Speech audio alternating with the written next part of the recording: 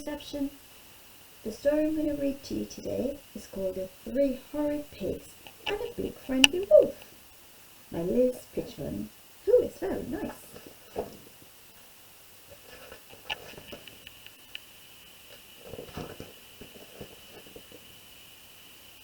Once upon a time, a mother pig lived with her three horrid little pigs in a tiny house.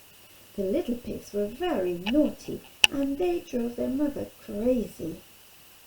"I've had enough of you pesky pigs," she told them. "It's about time you moved out and found your own way in the world." So she packed their bags and sent them on their way. "Go on, clear off." The first horrid little pig came across a big pile of straw. "This straw is perfect for me to build my house," he thought. But the little pig was very lazy and he didn't make his straw house very strong at all. Luckily, a big, friendly wolf, who just happened to be a builder, was passing by. "Good grief," he gasped. "What a mess that house is! I'll go and see if I can help." "Oh, that's very kind." Little pig, may I come in?" asked the wolf. "Push off," shouted the pig. "Not by the hair of my chinny chin chin will I let a wolf in.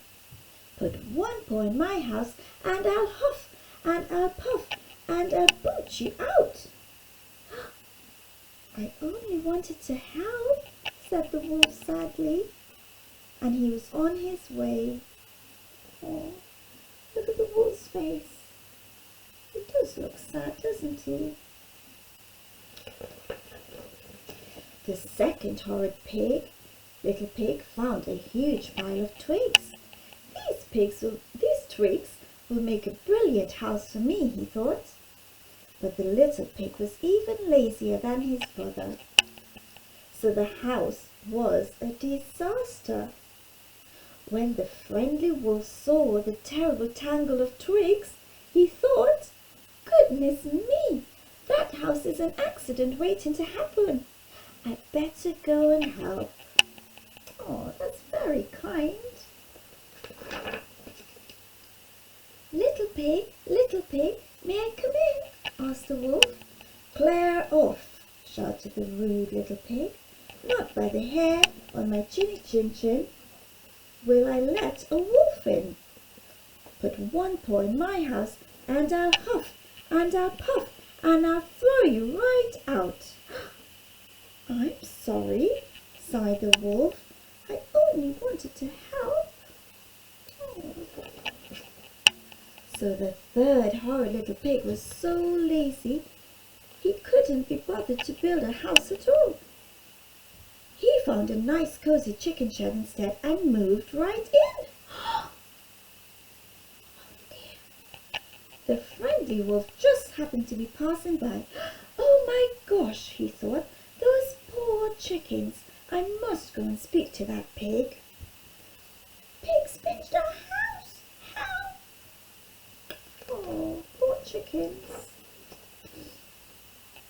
Little pig, may I come in?" "Shove off," shouted the pig rudely. "Not by the hair on my chinny chin chin will I let a wolf in. Put one paw in my house and I'll huff and I'll puff and I'll—" "Hold it right there," said the wolf.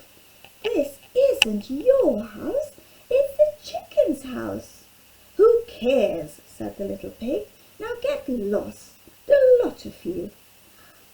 What a horrible little pig he was. So the kindly wolf invited the chickens back to his house. Sit back, little girl. Oh, he's very kind.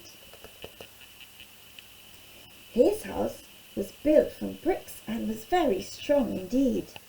Meanwhile, the house built by the first horrid little pig was being eaten up by a herd of hungry cows. The house built by the second horrid pig was being pulled apart by a flock of angry birds, and a third horrid little pig was being pecked by a cockerel and went wee, wee, wee all the way back to his brother, which was just what the cockerel wanted. Now, none of the pigs had a home, but the wolf did, and it looked very warm and cosy. "This house would be perfect for us," said the horrid little pigs. So they waited until dark. Then they climbed onto the roof and began to slide down the chimney. The wolf heard the horrid little pigs, so he got out a great big pot of boiling soup. "You must be hungry," said the wolf. He really was the sweetest, loveliest wolf ever. The friendly wolf let the pigs stay, and after a while they stopped being lazy, horrid little pigs and learned how to build a proper house made out of bricks, which was big enough for everyone, and they all lived happily ever after. What a beautiful house!